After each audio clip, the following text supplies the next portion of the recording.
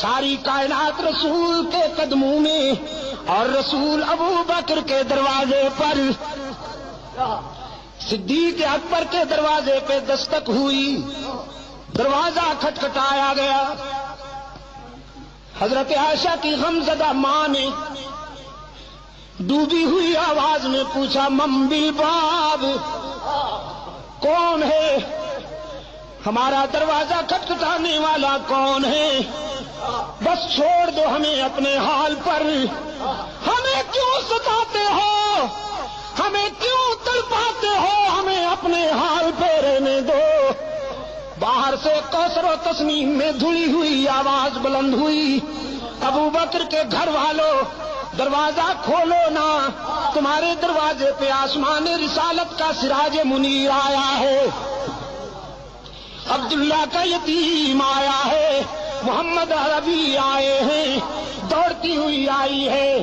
حضرت عائشہ کی والدہ دروازہ کھولا، رحمت عالم صلی اللہ علیہ وسلم کو دروازے پہ موجود پایا، عرض کی اللہ کے رسول آپ، صبح صادق طلوع ہو گئی، شام غم کو سویرا مل گیا۔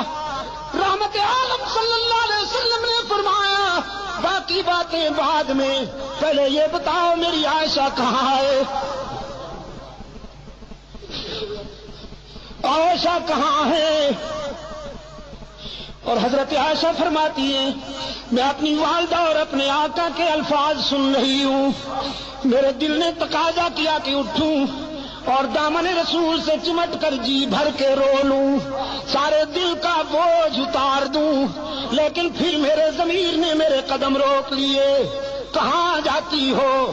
جس کی عدالت میں اپیل کی ہے ذرا وہاں سے فیصلہ تو ہو لینے دو، اس کی عدالت کو چھوڑ کر یہ سچ ہے کہ آج تیرے در پہ تیرا محبوب آیا ہے، لیکن اس عدالت کو چھوڑ کر کہاں جاؤ گی؟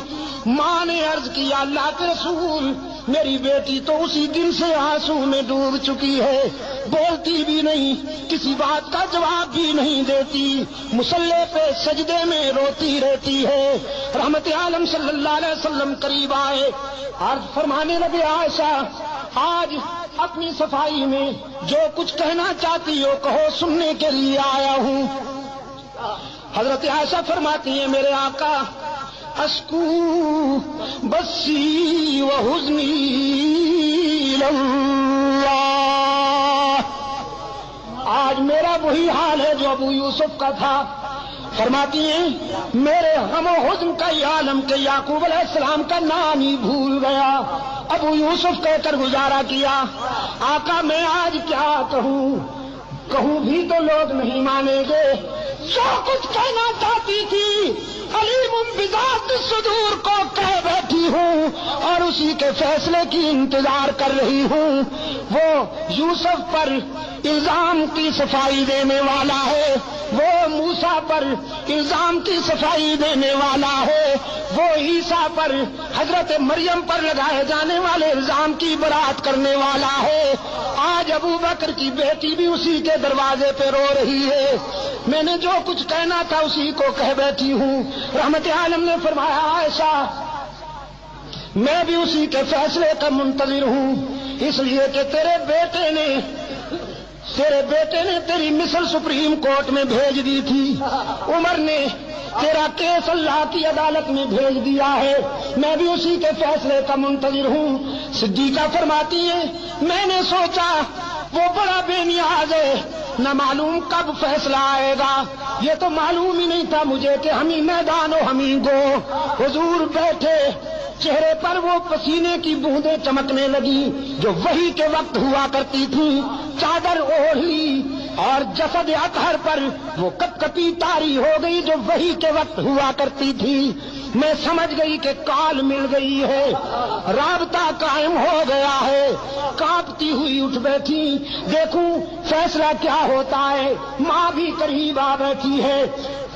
رحمت عالم صلی اللہ علیہ وسلم پر کچھ دیر وحی کی کیفیت طاری رہی، پھر حضور نے چہرہ اطہر سے چادر اٹھائی۔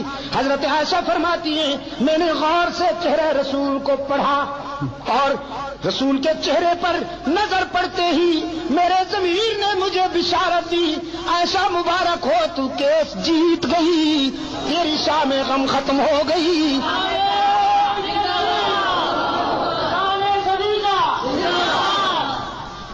اس لیے کہ رحمت عالم صلی اللہ علیہ وسلم کے چہرے پر غم و حزن کے آثار غائب تھے، راحت و مسرت کا سویرا چمک رہا تھا۔